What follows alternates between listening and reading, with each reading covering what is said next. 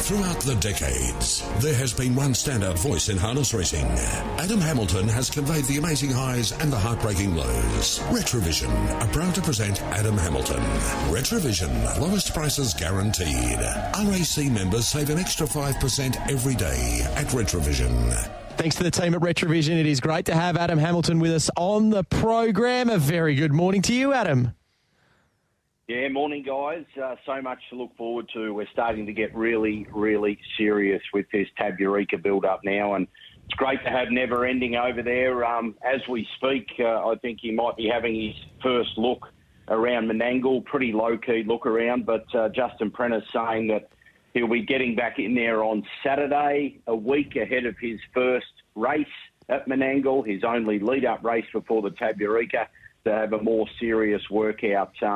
The fact that he's having those couple of looks before he goes to the races there, I think it's a really good sign. And, you know, we know Justin's probably a man of few words at times, but all the vibes I get's really good, and it sounds exciting. As I've said many, many times before, fellas, I just think it's so important that he's got over there nice and early and been able to make that trip from Melbourne at his leisure up to Peter and Cindy Rixon's place, where he said the horses settled in beautifully. So all the signs really promising thus far for Never Ending. I'll roll on with some more Tab Eureka news. Of course, yesterday we had the confirmation of a second mare into the race. The team Zab slot, Danny and Joe Zavatsanos, have gone with Major Delight, a winner of 21 of her 26 starts.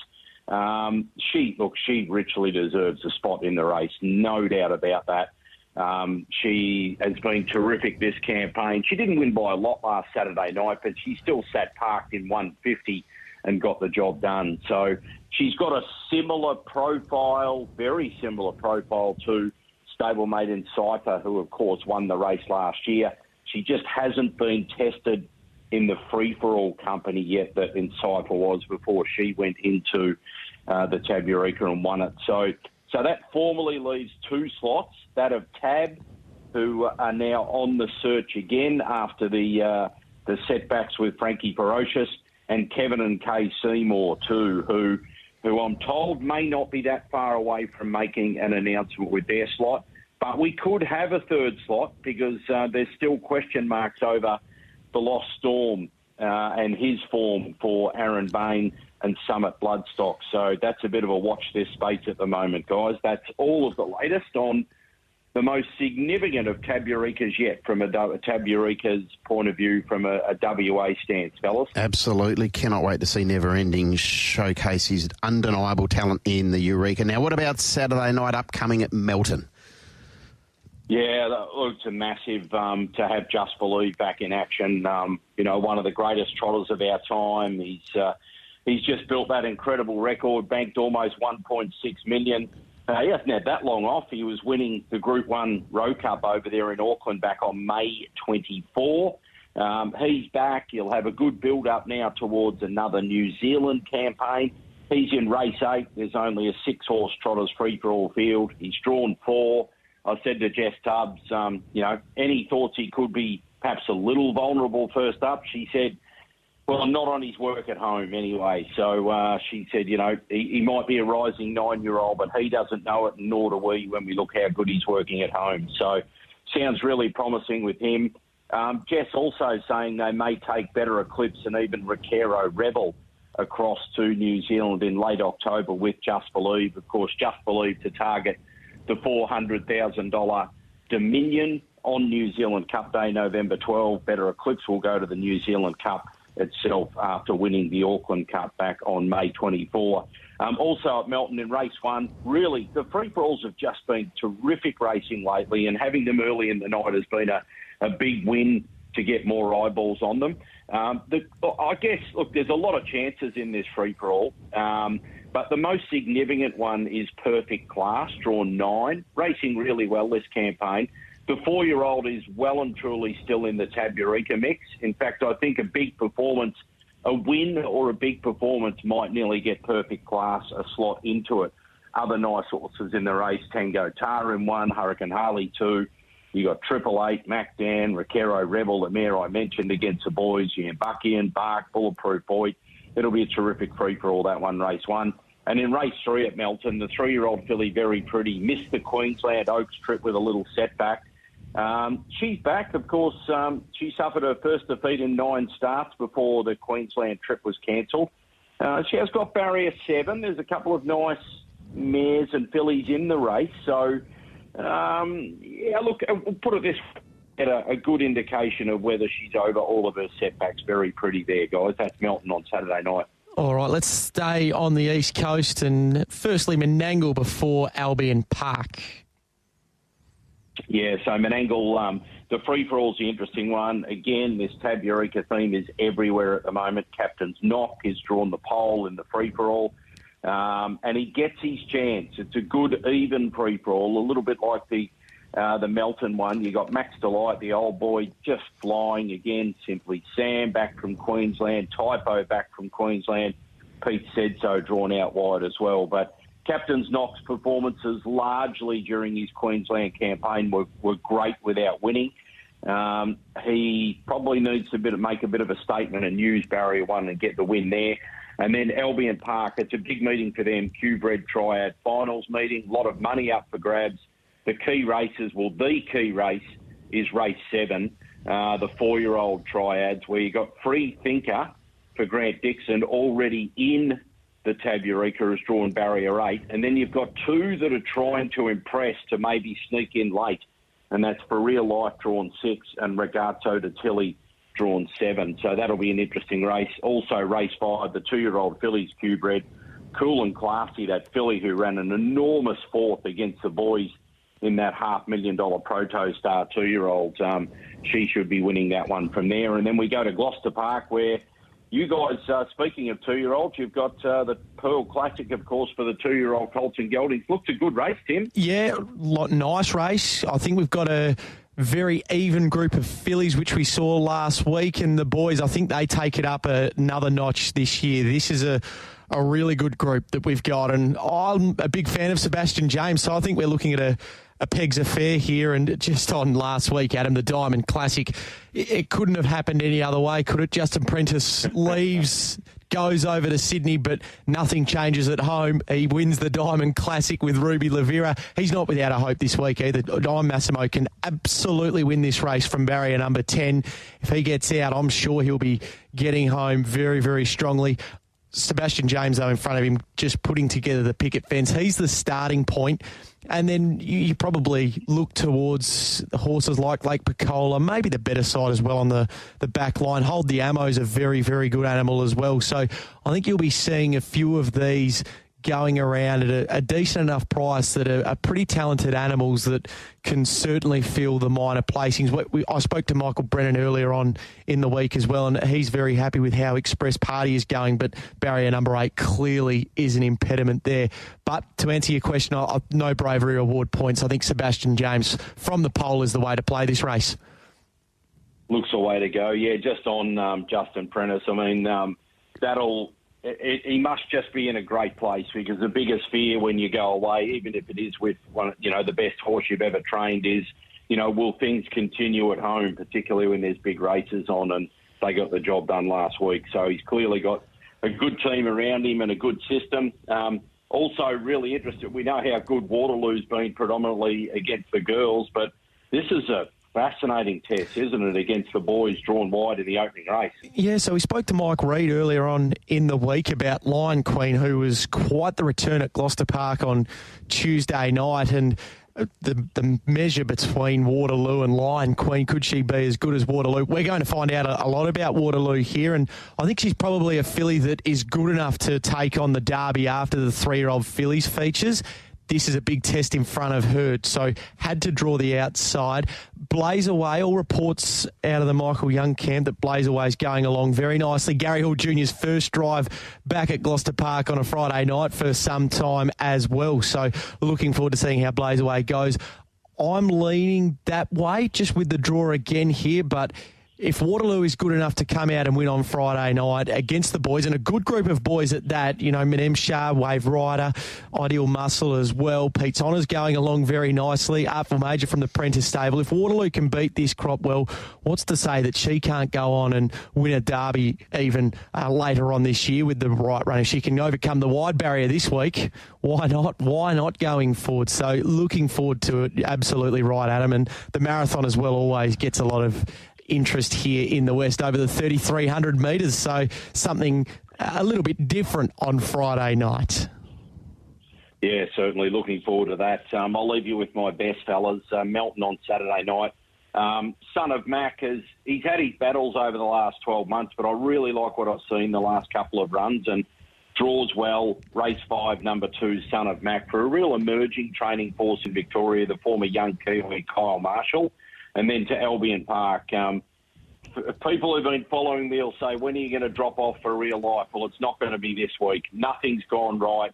Long and the short of it is the horse got really sick during those feature races. And Trent Dawson tells me he's back. I think he can beat Freethinker, and I think he can make a really late surge towards trying to get into the Tab Eureka. He's Albion Park, race 7, number 6 for real life. So my two best, Melton, race 5, number 2, Son of Mac. Albion Park, race 7, number 6 for real life. Brilliant as always, Adam. Thanks for your time this morning. We'll catch up next week. Good on you, fellas. Chat then. Certainly will. Adam Hamilton with us on the program this morning, having a look at a really big weekend of harness racing and more news yesterday about the Eureka. It's all starting to fall into place, and gee whiz, it's obviously going to be a big couple of weeks ahead for Never Ending. I think it could be one where he very well announces himself as a superstar of Australian pacing if he hasn't done so already. The dominoes just falling into line beautifully, I think, for Never Ending Diggers. I'm feeling quite bullish about his chances over there and looking forward to seeing him start next week. Obviously, that'll be a fortnight before the Eureka itself. I'd be interested to get the opinion of our next guest in regards to Never Ending. Well, he's got a lot to live up to because Justin Prentice has been driving that horse beautifully, and he might even just be going over just in a caretaker role. He might be keeping the seat warm for Justin. No, it's great to have him back. Gary Hall Jr., hello to you, Junior.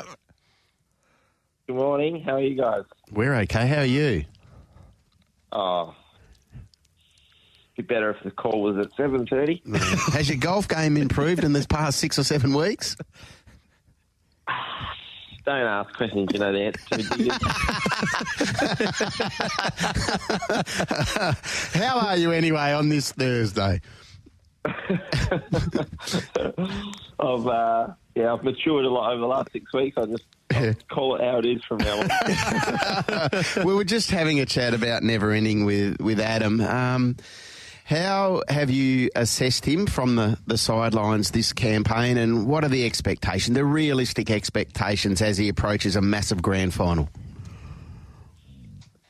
I thought he's been very good.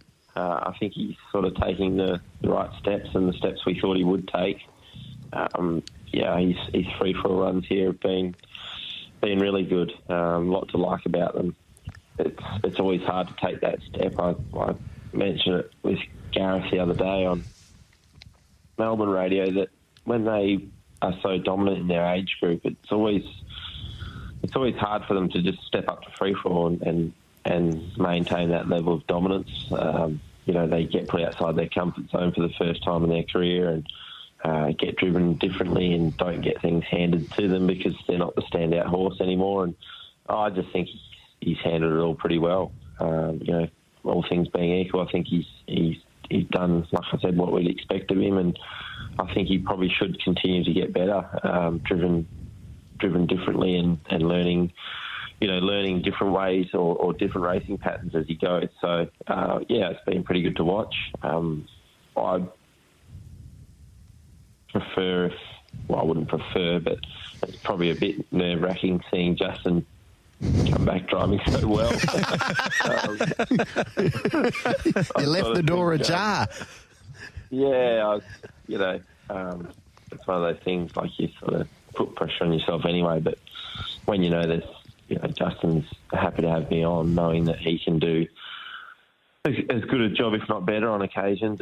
It does add a certain element of pressure as well. But I don't know. I think I prefer to drive under those circumstances than just being out there going around, that's for sure. You've been a big race performer for eons. We know that. You're elite.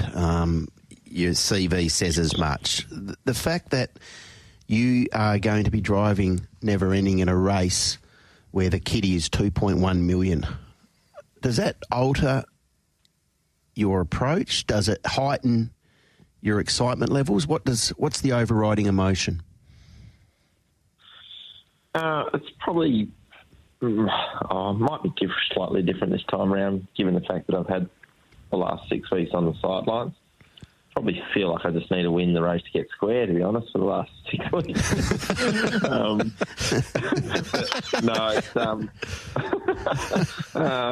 It is something. Well, I'm not really used to that. That sort of money. Obviously, I don't think it's something you sort of think about when you're out there.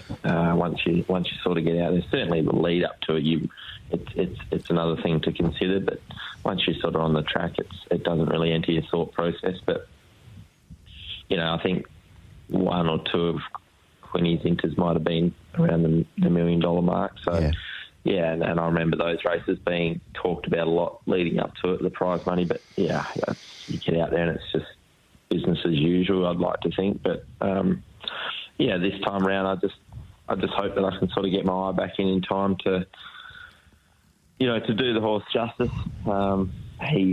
He's looking like he's going to have a real good shot at this race, and from all reports from Justin so far, so good over there. And it'll be interesting to see. We get to see him on the 24th of August, have a start over there at this stage, and it'd be good to get behind him again and just have a feel on Menangle and see what he's going like. How good is he, Gary, in your humble, seriously? I don't know. I find it hard with him because sort of going back to when I was driving, he was still doing sort of little things wrong, like sort of just immaturity things, I think. And from all reports and just watching him without knowing, he's looking like he's driving a lot better now. He's getting around the bends at Gloucester Park a lot better.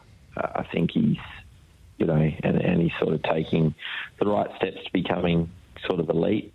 But as I said, like when you are dominant early days, I think it takes a fair while to sort of to hit your straps at the very top level. But he's doing that, and while this race won't be the be-all and end-all for his career, it'll be a good step to show where he is, what direction he is headed in. But I think he's got the potential to be one of the greats, especially with his turn of foot.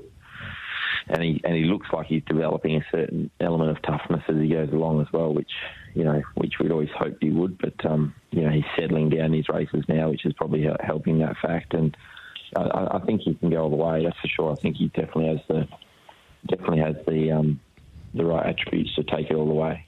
Gary Hall Jr. with us, having a chat about Never Ending ahead of his first Sydney start Saturday week, and then an eye towards the Eureka a fortnight after. Back here, so Justin has just kept on keeping on over here as well, even though he's having to be over there with Never Ending. He was able to take out the Diamond. You team up with him in the Pearl, and off what you saw from Massimo in the heats, do you think you've got the horse to beat even being drawn on the second line tomorrow night? Yeah, I think he'll give it a good shake if he gets the right run.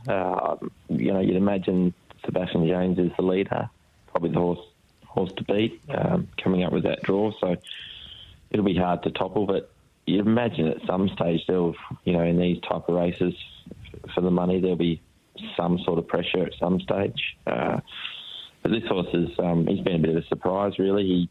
He felt like slightly better than average the first couple of runs I drove him, but he had things his own way, and he's just continued to get better and better. And his last run was super, and again, sort of coming in off a race where Matty drove him, sensational in the heat to get the money, and Justin was actually happy to leave her on in the final, but I said to her, you can drive him, I can drive the other one if you like. You drove him so well in the heat, and she bailed out. Bully. I didn't take much convincing, but as soon as she said no, I said, okay, I'll have it. Jeez, you're a kind-hearted soul, aren't you?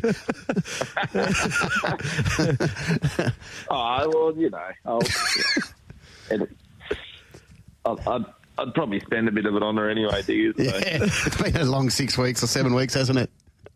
Yeah, but yeah, I think she's nearly happier than me that I'm back out there, to be honest. She had to sort of step up and take on a few more drives than maybe what she would have liked. But, I think she'll be the happiest to see me back out there. But anyway, I think I was happy with the draw, but, he's still got to get out at some stage. So that's never a given.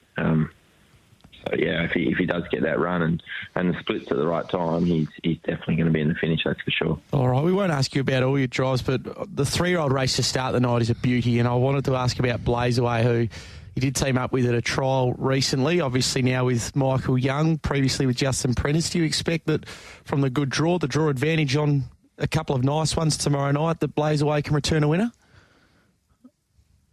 Potentially. It's a red-hot field. Yeah. Even 8 runners, but it's a great field. He would be... he was obviously always going to draw one. That's why he's put him in this race. But he would... he wouldn't even be considered from many other draws as a winning chance, given the quality of the field. But he always showed really good promise early days for Justin, and then sort of lost his way a little bit. His trial suggested he could be back on the right track, and I know Michael's been pretty happy with him at home. But I had the drive on Artful Major obviously as well, and he goes pretty good too. So. But I figured first drive back after 6 weeks, I'll just take barrier 1 and hopefully I can, should just be able to feel my way around. Roll out the red carpet for you. Just welcome back barrier 1 and maybe even a winner there as well. Hey, good luck tomorrow. Hopefully some winners there. Good luck tomorrow night. Thank you for your time this morning, and we do appreciate it. We'll keep in touch with you before Never Ending and the first start over there next week. We're looking forward to that. Yeah, it should be exciting, and hopefully you can do WA proud. And the race itself is sort of fallen away a bit. Yeah. A lot of the top ranking horses early on, falling away. So it's not good for the race sake, but hopefully it paves the way for his victory. Absolutely. Go well. Cheers. Thanks, guys. Bye. There is Gary Hall Jr. He's back tomorrow night, and he's back at his brilliant best there as well, because he's pretty sharp, isn't he? Oh, yeah. Look, it's great to have him back. I think we all acknowledge that, the industry's better when Gary's out there doing what he does best. He's got an enormous following, and, his ability to extract maximum effort out of horses when they might have endured a run that they're entitled to be fatigued. He rates the horse. Pacing far better than I do, Tim, but certainly watching it, and you watch it and you think, that horse is, gee whiz, it's sat in the breeze, or he's set it alight to get to that spot. Maybe it will take its toll late, but invariably they find when he asks them for an effort. Yeah, exactly right. We only touched on a couple of his drives there, but he's got some cracking drives tomorrow night on what is a good night at Gloucester Park with the Pearl Classic as the feature, and we'll also keep in touch with Justin Prentice as well in the build-up to the Eureka. And as Junior said, the race has fallen away. It's looking like it's very, very winnable for Never Ending. All right, short break, back with Sully next. You win some, you lose more. For free and confidential support, visit gamblinghelpline.org.au. On the Sports Daily, the Shayne train's coming into the station. Here's Shayne Williams with his winners for tonight's WA Greyhound Racing. Always great to have the train with us on the line. A very good morning to you, Shayne. Good morning, Tim. Good morning, Diggers. How are we today, boys? Very well. I've got a coffee this morning, Shayne. I'm a lot happier than I was 24 hours ago. That's good. TC didn't give me any information this morning, so that's good, Diggs. Yeah, it's rare. That's because I was ordering them. Yeah, Tim ordered it this morning as opposed to I. I felt for you yesterday, Diggs. I was very emotional yesterday. Anyway, did you win golf yesterday? Did you play golf? Yeah. Yeah, we played golf. I only played 8 holes, boys. knocked up bad after 6, and it was all over after 8, so we just drove straight to the clubhouse. Oh, Fair enough. Was that 19th? with a lack of preparation or just a lack of ability? No, I was just first up for 3 weeks, Dick. Yeah. I was in Darwin the last 2 weeks, so needed to run badly. I was knocked up bad. I was hitting them all right for 6 holes, and then that's it. Darwinitis. Big hole. Yep. Okay. Yeah. That can happen. Trust me, Shayne, that can happen. We've all been there. Now, today, what are we doing? Yeah, we're going to kick it off. Race 4, number 1, 90 Mile Rose. Boys, this little girl come out of the Nationals final last week for the Chile man. She ran a terrific 4. She was second in the run the whole way, and then a few of the other dogs got past her, but just looks like an ideal target for her. She's got a lot of speed, and that's the key to her winning chances, to find the arm and go all the way, boys. So 90 Mile Rose, race 4, number 1 will kick us off. Race 4, number 1 to start things off. What about the second of yours? We'll go to race 6, boys, number 4, Wise Kunak. Now, this dog has been racing over 500. They dropped it back to 297 last week. They run a real good race, run second. And this looks a very winnable race as well. Just need him to get the start right, and he is a good beginner, and I just think that second week back to the 300 is going to really be right up his alley. So I like this dog tonight, race 6, number 4, Wise Kunak. Okay, and we finish it with... Race 10, number 8, Wise Cousin Glenn. I don't know if it's the same letter, but it's the same kennel. This dog lost its way for a fair bit there, and it's found its form the last 3 runs. Really good beginner, this dog. You watch him when the lids come open, he just normally pings the lids, and if he can get his own way in front, boys, I think he'd be hard to beat. He's got a tremendous record from out in box 8, 5 starts, 2 wins and 2 placings. So I think it'll be good odds as well, so we can finish off there on a bit of an each-way basis. Race 10, number 8, Wise Cousin Glenn. Okay, race 4, race 6, race 10. Who's the standout? We'll go 90 Mile Rose, boys. It just does look a soft lead there for it tonight, and although Sky Manelli and Penny Magic out in 7 and 8, they'd be hard to beat. I just think the box draw advantage gets this dog over the line tonight. Race 4, number 1, 90 Mile Rose. Race 4, number 1. So start off with a bang. Race 4, number 1. Race 6, number 4. Race 10, number 8. All right, as always, appreciate your time. We'll be back with you tomorrow ahead of a big night of chasing at Mandurah tomorrow night. So hopefully we can end the week on a high. Sounds good, boys. Have a good day, and let's hopefully we can back a few winners. Absolutely. There is Shayne Williams. Don't forget as well, if you're after greyhound winners on a Thursday morning, as well as what Shayne's provided us there, you can listen in to David Short and Great Greys from 10 o'clock this morning on Tab Radio. So make sure you stay tuned for that. 0427 789 571. Just before we get to Sal, Diggs, what are you expecting the track conditions to be at Bunbury today? Soft, Tim. I'll tell you what the update is down there with Bunbury, but they have had a little bit of rain, so it is, well, as of yesterday, again, this might be a little bit of a bugbear, what Scotty was talking about. This is yesterday at 10:40am, it was a 6. Okay. So it's not getting into the good range, and I don't think they've had sufficient rain to push it to heavy, so maybe that 5-6 range. Yep, be working with that. Now, Snoz has text through, gee, doesn't miss us, Snoz. This is in regard to Schofield. Yep. Boys, don't forget you both said he won't be coached next year. Yeah. You can't have a bit each way. No, you're right, Snoz, and that's the thing, because I thought Ashley Hansen would be, at the front of the queue, but what we're seeing is the goalposts are moving daily, and they'll move again, I'm sorry to say, if Carlton beat West Coast. I don't think we were expecting all of these coaches, these potential coaches, to be pulling out of the job. And one thing that I have said is that you probably look outside of what has been there, and just the record of caretaker coaches previously, albeit at more unstable clubs than West Coast, clubs that have had a little bit of instability along the way, like Carlton have. They've gone through a lot of coaches in recent times. But I'm more of an advocate for getting someone with a fresh set of eyes into the club. It's an interesting one. We sit here and we go, interim coaches, they don't work. Perhaps the most successful coach, and one of the more successful coaches in the last 20 years, I know he only won the one flag, was Paul Roos. Paul Roos, yeah. What was he? Interim coach. Yep. So, again, at a very good environment in Sydney. Exactly. I'll ask you the question this, Tim.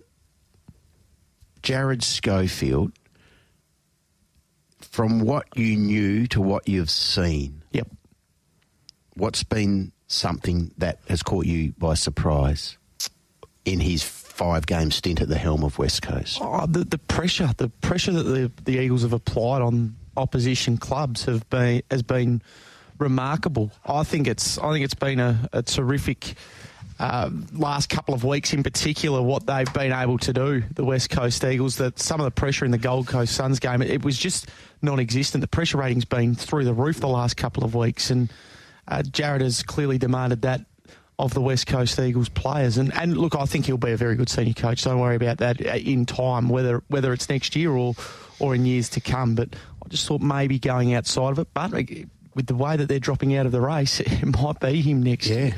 All right, let's get to Sal.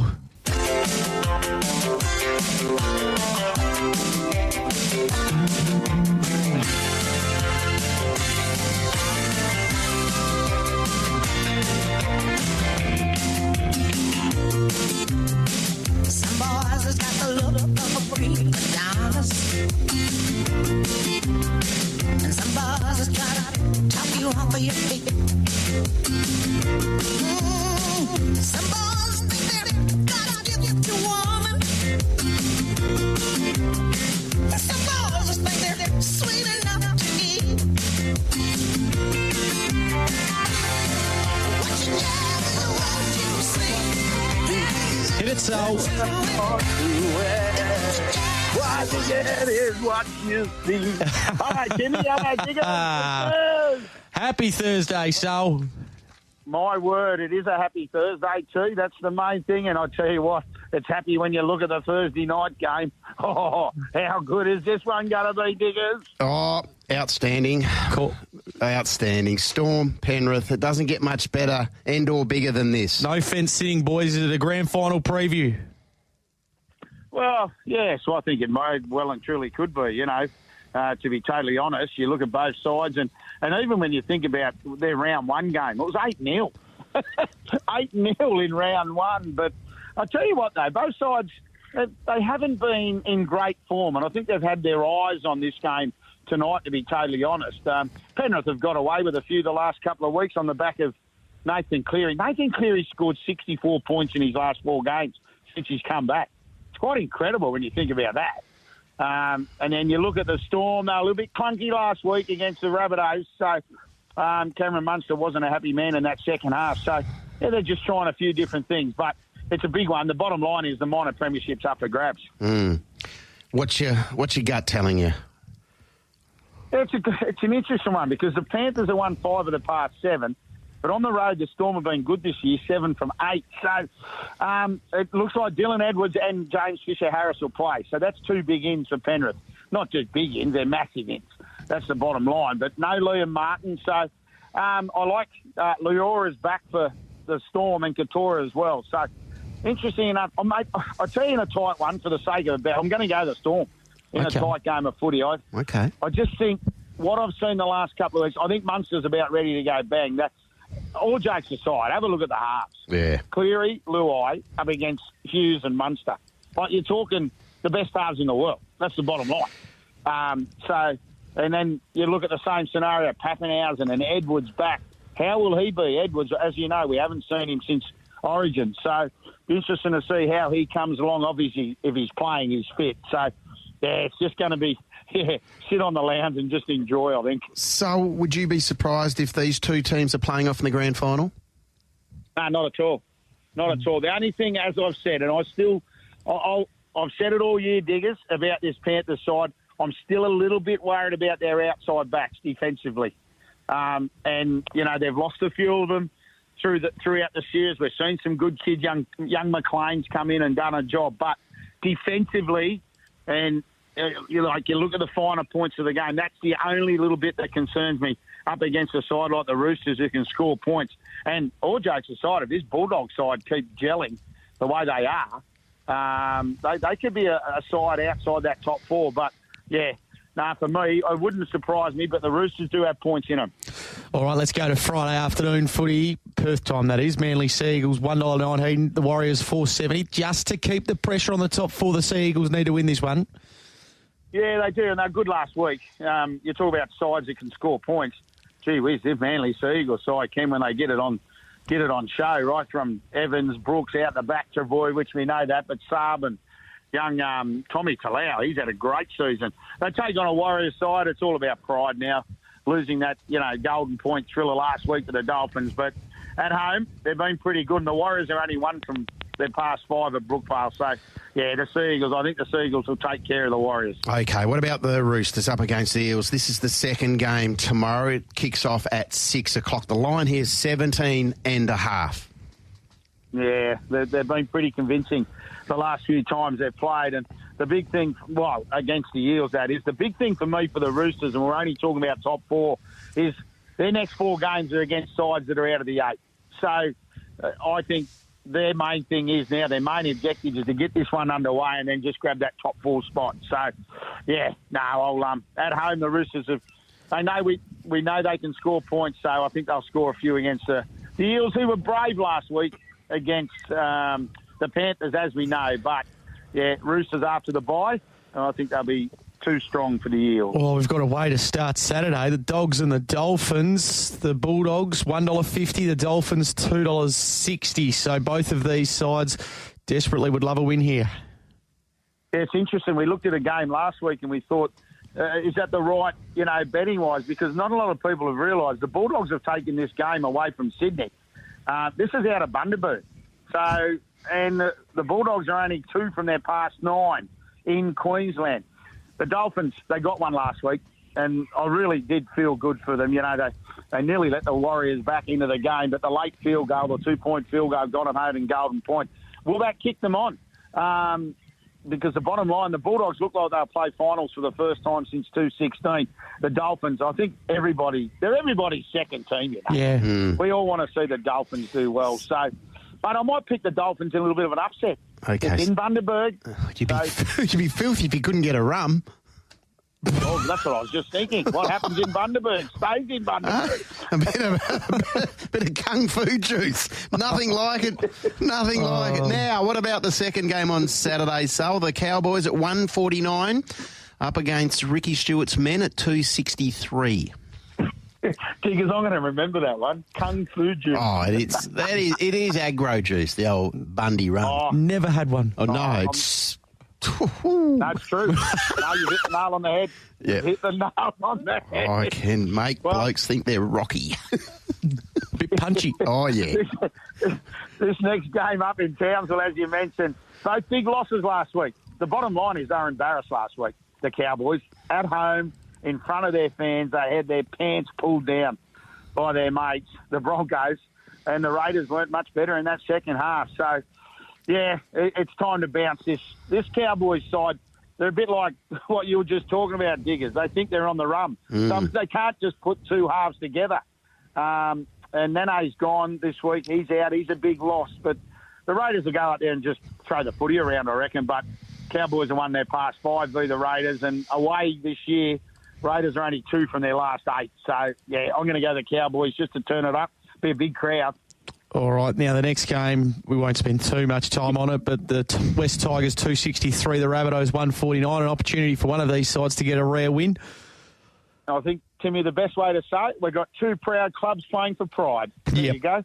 Yeah, fair enough. And they're not good at Campbelltown West Tigers, but I'll tell you what, they've been okay the last couple of weeks without grabbing a win. Rabbitohs are still injury. They've got a lot of injuries, so I might go West Tigers here. Okay, West Tigers for an upset win there in the eyes of Sul, $2.63. Now, the first of the 2 games on Sunday sees your boys, the Dragons, up against Tim's boys, the Titans. The Dragons are at 156, Gold Coast 243, and St George Illawarra still eyeing off a final spot.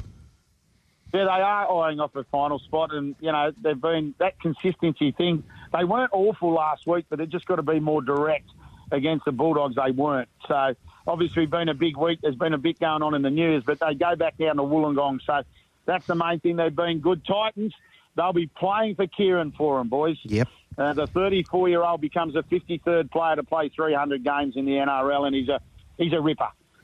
Everyone you talk to this week, they like his. So, I'm going to go the Dragons just on that consistency thing, but be interesting to see how the Titans bounce back after not scoring a point last week against the Sharks. So, yeah, Dragons for me, though, in Wollongong.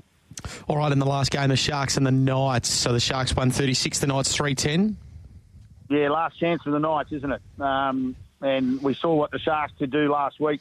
Can they do it at home? I think they can. Yeah, I think they'll be too strong. I think they just have too many points, and we saw a refreshing side of the Sharks last week when they could score a lot of points. So, yeah, Sharkies for me to finish the round. Okay, now money time, Sol. Yeah, +5 the margin. I think these sides can win by 5 or more. Sea Eagles, Roosters, Cowboys, Sharks at $5.25. And I've got a little try score. I'm going to go the back rowers, boys. We're going to have a little back row play. So I'm going to go Homoli Olakau'atu from the Sea Eagles, Angus Crichton from the Roosters, into Viliami Kickout from the Bulldogs. And we'll get $16.16 for that. Okay, I like that. Yeah, I do too, Diggers. I'm keen on that. I think the best thing about those boys is they all look present when the footy's near the line. So, yeah, be a nice little play, I think. All right, lovely. Beautifully done. All right, Sul, as always, thanks for talking rugby league on a Thursday morning. Do appreciate it, and we'll hear from you over the course of the weekend. Absolutely. Stay safe, boys. There is our man, James Sullivan, talking all things rugby league. Short break. Back with more in just a moment. You win some, you lose more. For free and confidential support, visit gamblinghelpline.org.au. News, views, interviews. This is the Sports Daily with your hosts Tim Walker and Digby Beecham. Great to have your company on this Thursday morning. Julio Santarelli in studio very shortly. Brad Hardie as well after 8 o'clock. Diggers, just before we get to Trevor Andrews, as I said, we've got a double pass to give away to the Wallabies and the Springboks on Saturday night at Optus Stadium. And the question, answer it correctly on the Retrovision text line 0427 789 571. How many test matches have there been between Australia and South Africa in Perth? The Wallabies and South Africa in Perth. Let us know this morning. In the meantime, while we await the answers from our listeners, we can welcome in Trevor Andrews to our Gloucester Park studio. Trevor, a very good morning to you. Morning, guys. How are we doing? We're doing okay. How are you going? Good, thank you. Now, you have got plenty of good horses on your books at the moment, and a horse who's garnering a lot of interest after he had an outstanding spring, and also the autumn is a lot of good men. What's the latest there? Yeah, he had a really good break of 3 months after the Derby. It's probably the best spell he's ever had. So matured well. Been back in work for about 6 weeks now, and just started doing a bit of 3/4 and even. So early days, but he's sort of heading towards those nicer races like the Railway, hopefully. But yeah, just early stages. Now, you've won a Railway. You've won just about every big race there is to be won here in WA. How does he profile to your eye in terms of the development that he's made? Yeah, I think he's he raced out of his skin last time round. We probably thought he was a bit doubtful of running a mile and a half. But he's in all of his races, he's run the best sectionals nearly all the time. So he's one of those horses that just wants to find the line. He's quite determined. So I think he's got a good profile for certainly a Railway and maybe a Northerly. The mile at 1800 is probably his ideal trip, and certainly the Railway down on the minimum weights. It should be a good race for him. The Derby success, you've had a couple of months to digest it. How impressive was that win?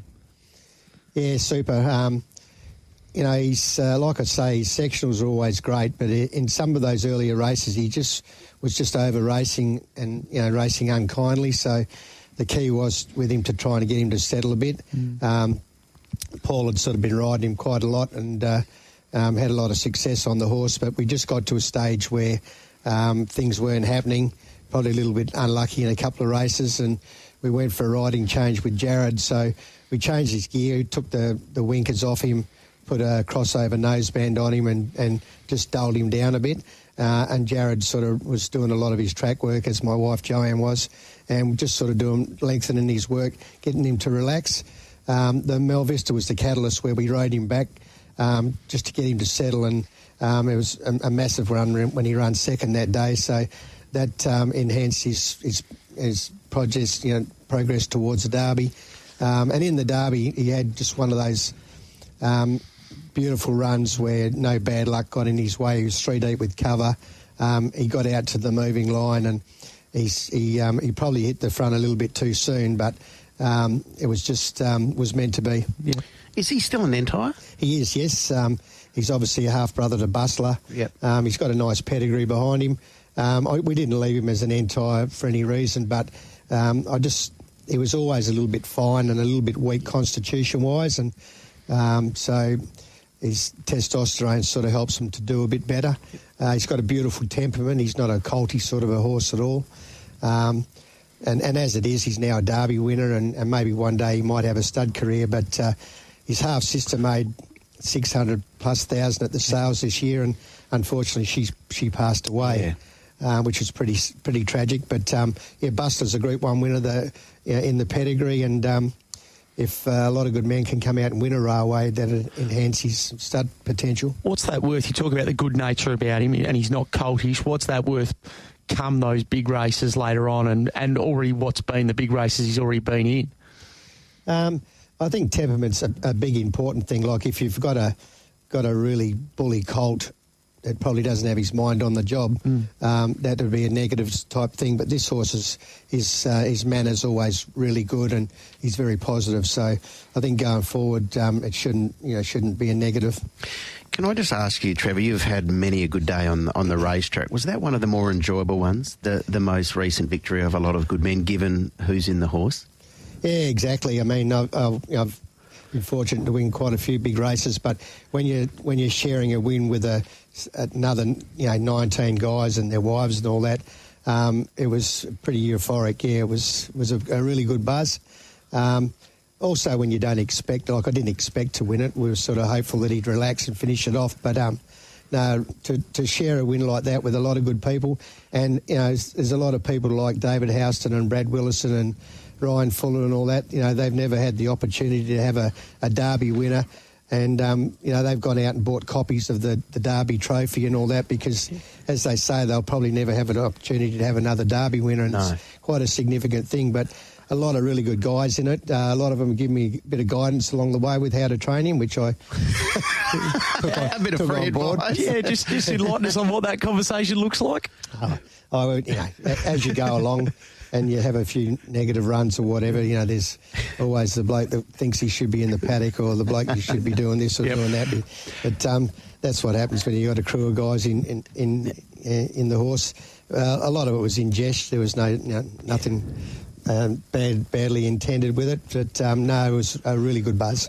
Great concept, a lot of good men with all the guys in, and you've also had success with all the King's men. Now, we haven't seen him since, I think, July last year in a trial. Yep. What's the latest there?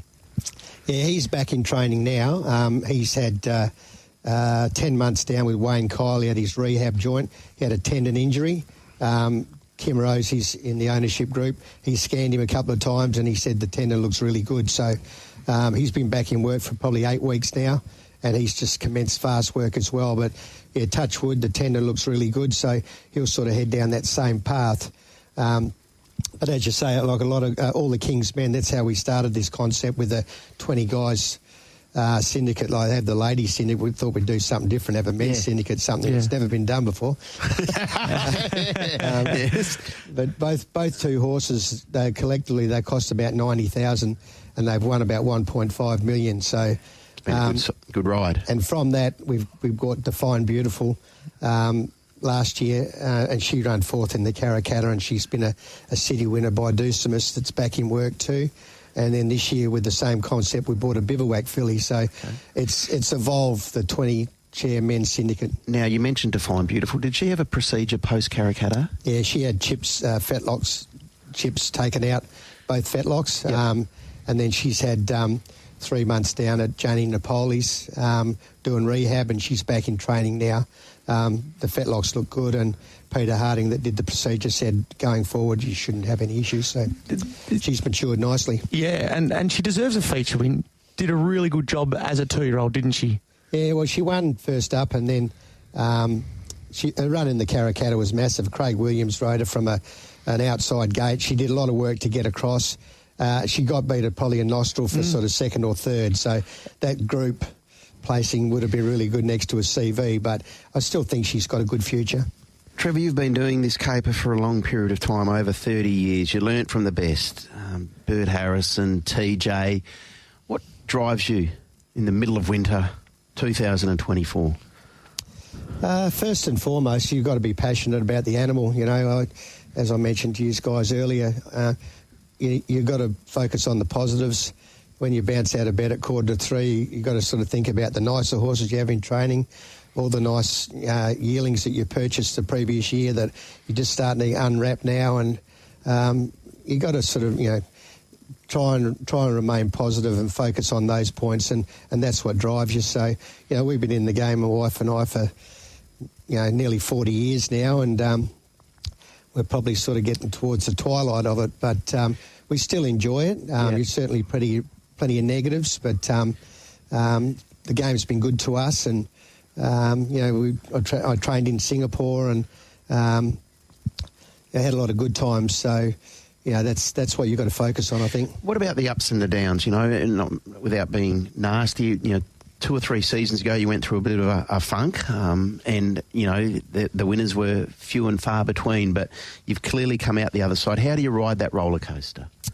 Yeah, it's pretty tough. I mean, you need your supportive family, and, you know, when you're down and out, you're a little bit friendless, but fortunate enough to sort of have a lot of good friends around us, and I've always been pretty upbeat, and I'm sort of hands-on work-wise, so you just got to, you know, knuckle down, and there was probably nothing else I could really do that I wanted to do besides train horses, so we just battled it out, and you ride out the storm. Everybody has them, but our lean period was probably a lot longer than others. Yep. But you just got to try and remain upbeat, and you only need one good horse to turn you around, and once you sort of get a good horse, that sort of motivates you to sort of to get up a bit earlier in the morning and do things. How much and how long can you savour then successes like a lot of good men's? How long can you savour them before you start thinking about what the next little period looks like? And do you have to savour those moments?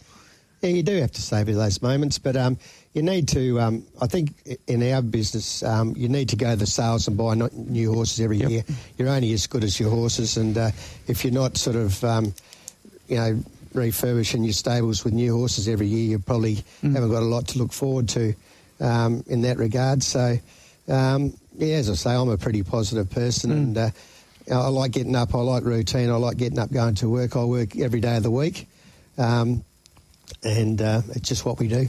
Trevor, you mentioned Singapore. You spent, I think, 3 years up there, if I'm not mistaken. That's right, yep. How do you look back on your time up there? And just before I ask you, or just before you answer that, and we'll touch on it in a second, in terms of racing up in Singapore as well, we know the plight of Singapore racing.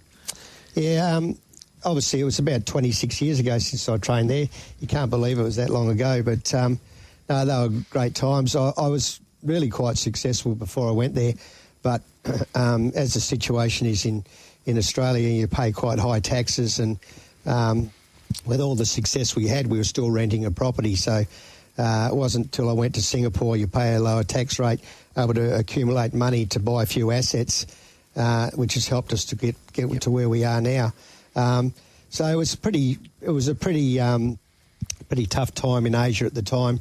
There was a bit of a recession happening, and we also raced when I was based in Bukit Timah in Singapore, and we raced in Malaysia as well. So quite tough on the horses, the racing part of it and all that sort of thing.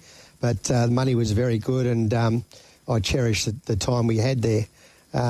It's pretty sad to see where it's heading now. Did you ever think it would get to this stage? No, I never actually shifted to Kranji. I left just prior to them going there. But no, I mean, not in anybody's wildest dreams did they think they'd be shutting it down. It's sort of got so much history, and you know, a lot of people's livelihood sort of relied from racing, from punters to the general coffee shop bloke. You know, they're all passionate about it. And so, how big of a void is it going to leave? Yeah, I'm unsure. I mean, just recently, 8 guys from WA, David Harrison and Grant Burns and Ryan Fuller and Brad Willison and Rabbit Burrows, Sean Posner, Mark Sestich. We all went up there as a bit of a last hurrah for the Singapore Derby, and we had a ball.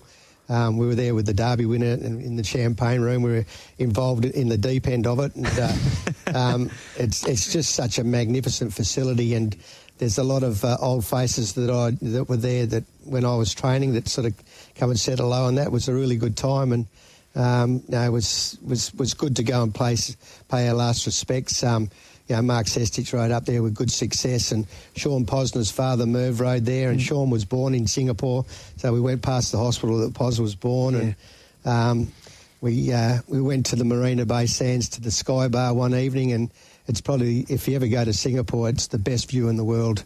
I recommend you just do that. That's a must. But yeah, pretty sad to see it finish. A lot of the trainers will probably go to Malaysia or retire, or some of them will relocate back to here. But a lot of the foreign trainers from South Africa, for instance, they're not that keen to go back to Africa. So I don't know what will come of it. But I suppose the Singapore government, they're a bit anti-gambling, and with this City Bet that they have in Asia, most of the punters bet through City Bet, so there's no revenue coming back into the industry to maintain stake money and maintain facilities, which is what's required. So that'd be the demise of it, a big part of it, I'd say. And I think you and I have had a conversation previously, Trevor, over a cold one in regards to you've had some success, or you had some success up in Singapore with a lot of the sturdy WA bred horses, the key business types. Yeah, exactly. So when I trained in Singapore, I had a lot of European-bred horses, Danehills, Fairy Kings and all that. And because it's right on the equator and they don't have seasons, it's quite harsh on the horses. It's quite hot and humid, as we know, and a lot of horses don't acclimatise. But you found the best horses that were most successful were the tough, cheap WA horses that were brought up on pretty hard country, like the Sirheeds and the key businesses. Yep. They did really well. And back then too, a lot of the Asian trainers would come to Perth for the sales and buy them. And Joey Byrne used to break in and pre-train, and so did Dave Casey. And it was a really good business. Blokes like Charles Leck and a lot of the main trainers used to come to the sales and buy, and that's all a thing of the past now, which doesn't support our breeding industry as well. Can I just ask you, if I can cast your mind back, and you talk about Singapore and you had experience up there, but you've had a lot of success here. How good was Hero City? Yeah, I probably didn't appreciate him enough at the time, but he sort of, in my first 2 years of training, I was pretty fortunate. I worked for Bob Peters as a kid out the farm, and then I went and worked for Tommy Smith, and then when I come back, Bob supported me with horses. And my first year of training, I had Natasha, and in that second year, she won an Oaks and a Derby, and then the following year, I had Hero City, won a WA Derby, Australian Derby, and a BMW. Yeah. And I just thought it was all easy, I thought, how long has this been going on? Little did I know that the wheels would fall off pretty soon afterwards. But no, he was a super horse. He was trained by Eddie Montgomery, and he had sesamoid issues, which is the bone just at the back of the fetlock. And Sir Ernest wanted this horse bandaged up all the time because he'd read an article where you need to support these sort of joints. So he sent the horse to me, and he was a funny sort of a horse. He was only lightly framed. He was only like 460 kilos when he won the BMW, so he's not a big horse by any means, but very athletic, really light on his feet and a good turn of foot. So no, he was pretty special to my wife Joanne and I. He put us on the map, and we'll be forever grateful. And I guess then back to what we were talking about earlier on with a couple of these good horses now, is it one where it's that thrill that keeps you looking to get that next star, and you never know, going back to the sales like you touch on, and the hope of getting that next star, whether they can go on and do what horses have done previously that you've had, but at least maybe replicate some of the deeds. Yeah, exactly. I mean, that's what we're driven on. I love the yearling sales. I love the pre-selections at the farms and all that. You're just trying to find that next superstar. So, I've had a lot of success buying yearlings. Had good support from owners after we bought them, and the yearlings we bought have gone on to do good things. So, long may it continue. We talk about yearling process, and it's different different strokes for different folks in regards to a bloodstock agent, a trainer, an owner, what you're looking for in a young horse. When you go to the sale grounds, what's the one or two boxes that you want to see ticked before you put your hand up when they go through the ring? I just when we look at them at the farms, you just got to like the individual. Generally, the first impression, if I like it, they jump out at you straight away. Nicely bodied horse, well muscled, good walk. And then we obviously go to the sales and we have a short list and we go through and select a short list, and then we get the vets to sort of look at x-rays and do scoping reports and things like that to sort of confirm what we like, and then hopefully we do battle and we can buy them at a right price. So, but first and foremost, I think they've got to look like an athlete. Yeah. So if a horse doesn't strike you at first impression, do you go back, have a second, third, fourth, even fifth look and look for something perhaps that didn't take you the first time? Do you do that a bit? Oh, absolutely. Just because you like them and do all tick all the boxes doesn't mean you can able to buy them. So sometimes you've got to drop your standard and buy the next one down. But say Playing Gods, for instance, they're not really flash sale type horses as a rule, but they improve a lot in time. So you can, they might look big and flash, but they can improve a lot. So you've got to overlook a few things and certainly, just be forgiving with a few things, I think. What's the best race for a trainer to win here in WA? Is it the Railway Stakes? I think it's our feature race. It's a Group 1 mile under handicap conditions. There's obviously these other slot races and all that would be pretty nice to win, but Group 1s are always, pretty good to take if you can get them. Been lucky enough to win a couple of them with Lucky Grey and Modem. I certainly think the Railway's probably the best. As you said, you won with Modem and then you also won with Lucky Grey. Lucky Grey, as a horse, he was so very popular, but I think his popularity sometimes masks how good he actually was. Like, he was a seriously, seriously good racehorse, wasn't he? Oh, absolutely. So I didn't train him initially. My good friend Gino Paletti did, and then he obviously won a Railway on protest, and then he took him to Melbourne and he went to Robert Smurden, and when he came back from Robert, the owner sent him to me. So he was a bit of a tired horse when I got him back, and so I didn't do anything too out of the ordinary with him. I just went quiet with him, put Sean O'Donnell back on him. We just rode him quiet in a couple of his races, but he really evolved in the Railway, and his biggest asset was his action. Like, he was that light on his feet, and like he was like a cat. He barely touched the ground. He's quite unique in his style of galloping. But he obviously had a big motor as well. He carried 58 kilos to win that Railway. Like, we talk these days of horses on the minimum. There's a model and they can't win when they get a big weight. 58 kilos he carried. Yeah, weight carrying record. Stunning. Massive. And you'd say the Derby was quite exciting for us this year, but when you don't expect it, like I didn't expect him to win the Railway, but it was a massive buzz just to sort of get him up off the canvas, so to speak, and then win a Railway with 58. It takes a good horse to do what he'll do again. And unfortunately, after that, he ran second in the Kingston Town to It's a Him that same year. He had a mishap with me in the float car park. He got away from the handler and got quite smashed up. But if that not had happened, I think he was probably still had a lot of those feature races left in him. So he won 2.75 million, and probably should have won a lot more. And what that looks like in today's speak, with inflated prize money right around the joint. We're about to get to the traffic, but just on the Railway Stakes. So listening to you talk about it there. And it's not just in Perth, but all around Australia, those races in that distance range. You've got your Stradbroke, Doncaster. Is there still something to be said for a good old-fashioned handicap, do you think? Oh, absolutely.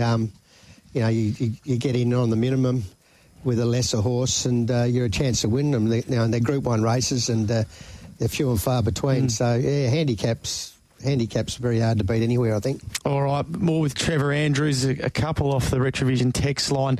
There's one here from Greg. I think it sums it up very well, even by our standards. Diggs, I know we're up early every morning, but he said 2:45. Bugger that.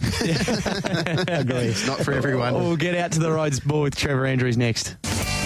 News, views, interviews. This is the Sports Daily with your hosts Tim Walker and Digby Bishop. All right, we've had a few guesses for our quiz, our Wallabies South Africa quiz, but no correct answers as yet. How many times have the Wallabies and Springboks played in Perth? Let us know on the Retrovision text line 0427 789 571. Trevor Andrews is with us in the studio. Now, Trevor, you previously were the president of the Trainers Association here in WA. How's the overall health of the training industry looking from your perspective? Yeah, spent a bit of time there with Warwick Bradshaw. And quite a few other trainers that sort of devote a lot of time into it. Bit of a thankless job, but it's a job that needs sort of doing. And Warwick's still there, and Steve Rose, currently the president. So appreciate all their efforts. Ross Price has done a lot of work behind the scenes for a long time as well. Yeah, I mean, people think it's a glamorous position being a racehorse trainer, but it's not that profitable, I can assure you. You know, certainly workers' compensation's a massive issue. Steve and Warwick and represent the Trainers Association with Rawa and met with Paul Papalia just a couple of weeks ago regarding the workers' compensation. So minimum across the board for all trainers is about 18.9%. That's the minimum workers' comp rate. Some of them are paying up to 40%.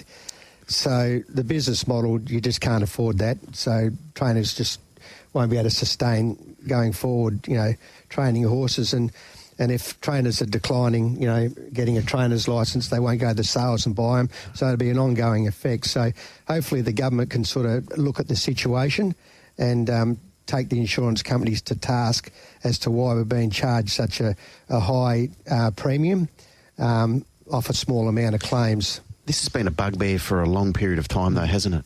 The workers' comp situation. Absolutely, yeah. It just, you know, you keep passing the cost on to your owners, but it gets to the stage where you're having to up your training fees every 6 months, and it's not viable to do that because your trainers sort of, your owners want to move on that, and yeah, it's a big problem. So hopefully they can address it.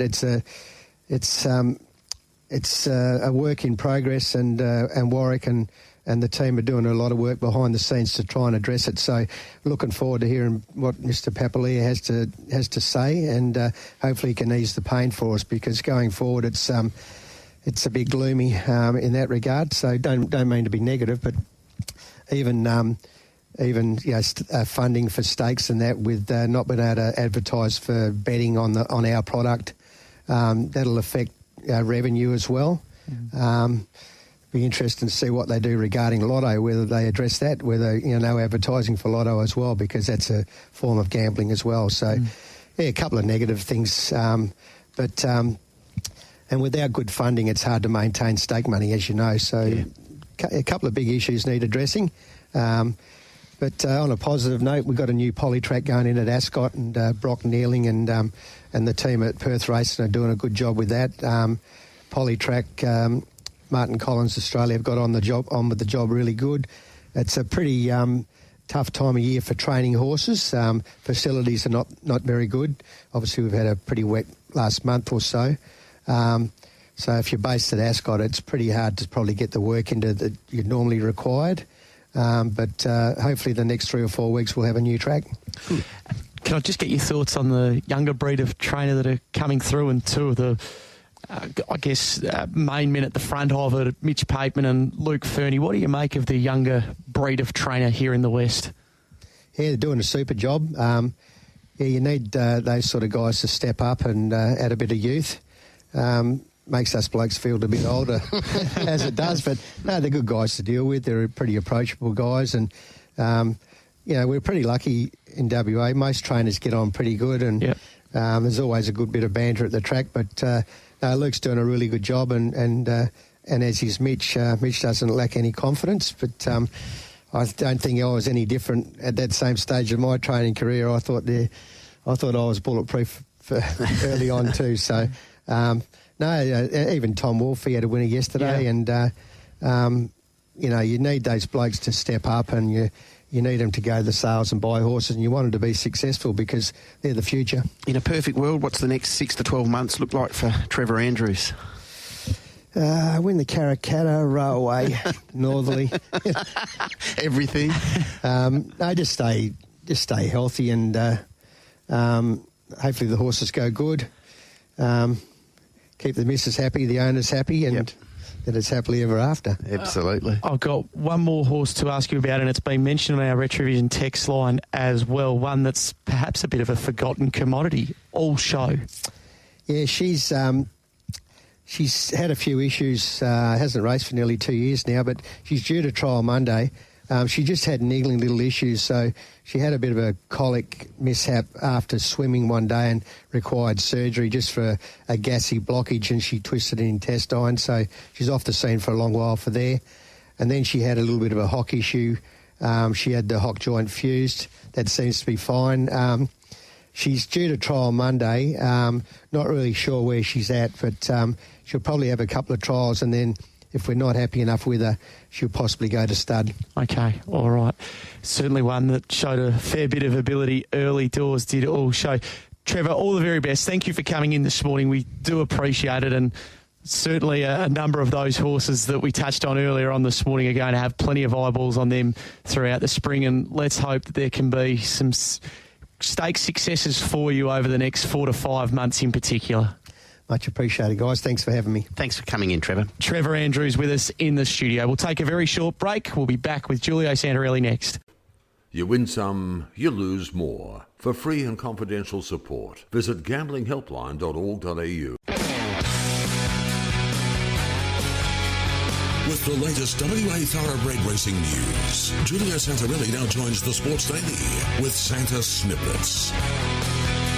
Hello to you, Jules. Hi, Tim. Hi, Diggers. Great conversation with Trevor Andrews this morning. Yeah, really appreciative of Trevor to come in. We know he's a busy man. As he said, he gets up very early each and every morning, so for him to give us a few minutes of his time, greatly appreciated. Yeah, we ask a lot of our industry participants too, don't we, as far as providing their time and their assistance, and they're very forthcoming. Much appreciated. Yeah, 99% of them are always available and only too willing to help, and for that we're eternally grateful. Yeah, absolutely. Hey, Diggers, what about yesterday at Pinjarra? Change of management's worked for Pat Carberry, hasn't it? Tough it out. He had a good day, didn't he? He had a good day. Yeah, he had a very good day. And Bravo Centurion, Queensland Diesel and Desert Whisper. And that was the 200th win too for Machino on yesterday after that win of Queensland Diesel. I don't think you have to wait too long for 201 if it doesn't happen before then with Chirino, who was very good in the second there from a low draw down the straight, 1,000 to run second to Desert Whisper. It was a terrific effort for a horse on debut. Yeah, talking of Machinas, what about Joker's Grin? Well, you tell me, what's the latest there, he's Jules? back in work. Okay. He's back in work, and he's had just 3 weeks off. So Bernie will get him up. Bernie Miller will get him up and going. I think November 2, there's a 1,000-metre race that they have penciled in early November, and then he'll go through the grades. I know the future markets were open last week or the week before last. He being Joker's Grin as well in the market there. He's $9. Yes. And he's behind Overpass, Western Empire, Bella Nipotina. But talking to Bernie last night, they won't be entertaining any thoughts of the Winterbottom. Okay, so Winterbottom, no? No. Okay. The Summer Scorch in early January, that will be the target race for this preparation. Right. For Joker's Grin. So. And then what, Paddock, and then what comes back in the autumn? Yeah, didn't go past what happens after this preparation, Diggs. But the good thing is he's back in work. And they're looking, obviously, from what he has shown in his 4 starts, he left on a high, and hopefully he'll come back on a high as well. Okay. I know futures betting is fraught with danger. We all are aware. It is buyer beware. But the $3.50 about Overpass with Tab Touch, you can entertain that. You can flat out entertain that. You know he's coming. You know he's proven at Ascot over 1,200 metres.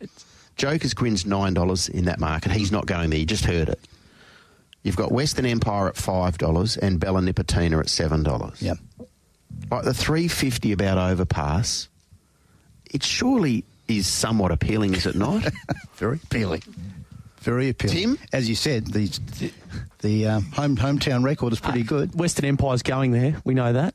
You're ruling him out? You're saying Western Empire can't beat Overpass? Over 1,200 metres in a Winterbottom Stakes. Right here, yeah, I am. Good morning, Grant. Well, one's proven. A flat-out 1,200-metre demon at weight for age at Ascot, isn't he? Yep. And the camp, Bjorn, Scott Darby saying we're coming back. Yeah. The one thing I would say is how many grand finals is he going to have before the Winterbottom? Well, he might have one. He might run an Everest and that'll be it.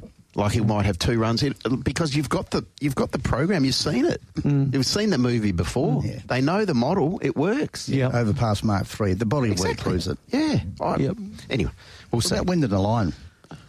Yeah, good horse. Yeah. He needs to. He's a very nice horse, but we're talking talking a heavyweight champ, aren't we? Yeah, no, absolutely. Hey, sticking with Bernie Miller, Cisco Joe on Saturday. Terrific run first up, when third.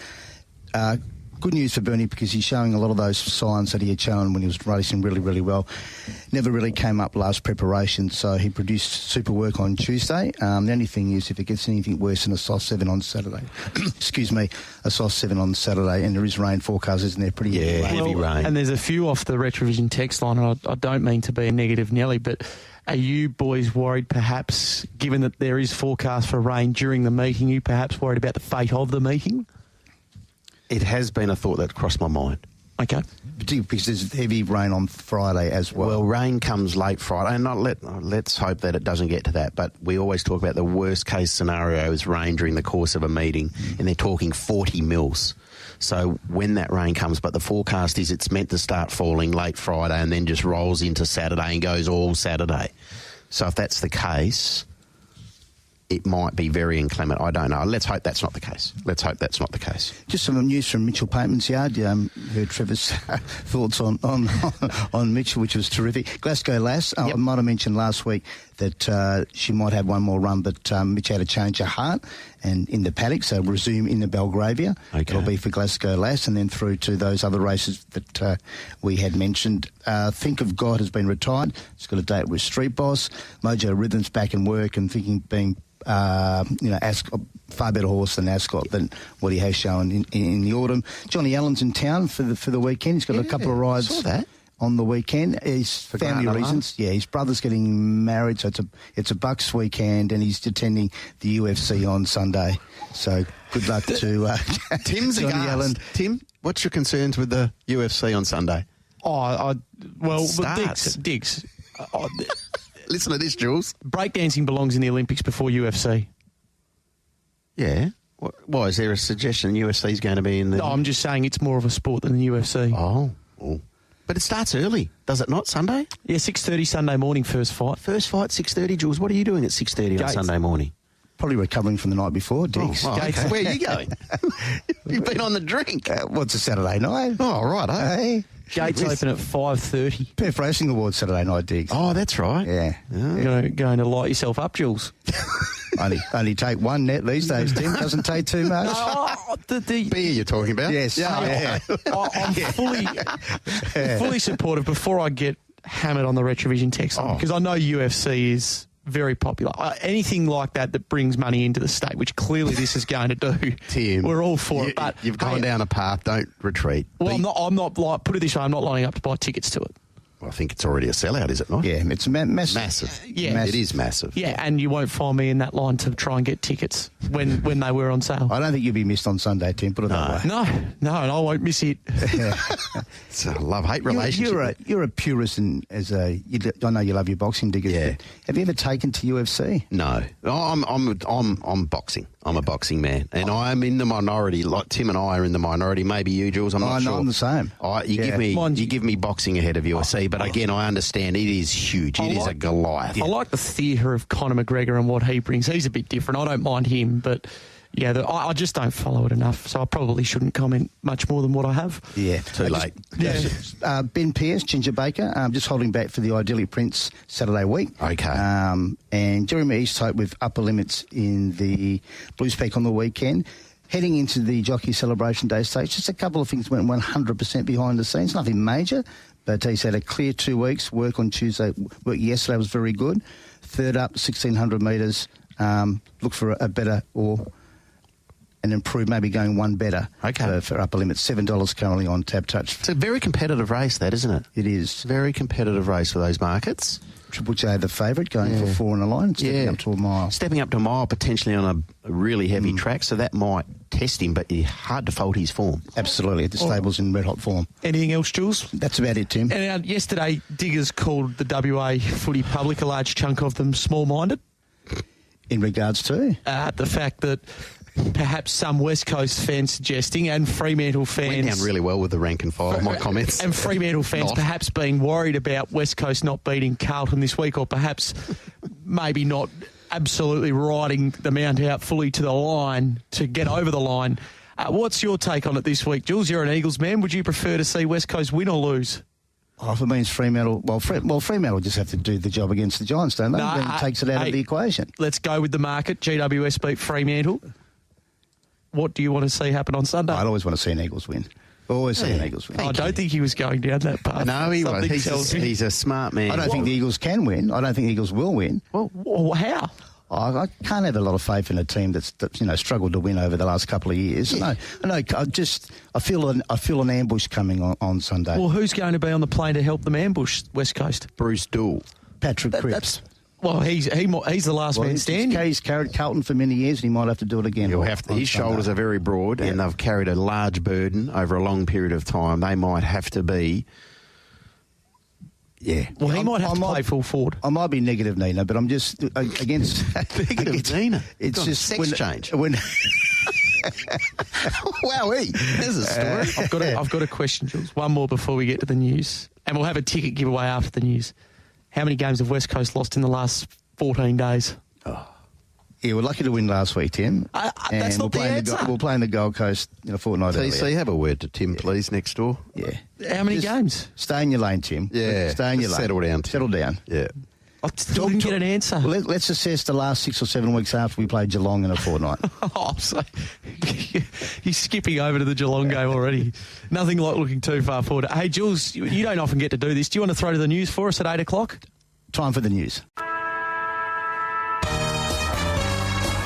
On the Sports Daily, it's time to introduce the 1985 Brownlow medalist from the Footscray Football Club of Brad Hardie. This segment is proudly presented by Retrovision, Loans 123 and Ross's Auctioneers and Valuers. Introducing the boy from Hilton, the AFL guru, Brad Hardie.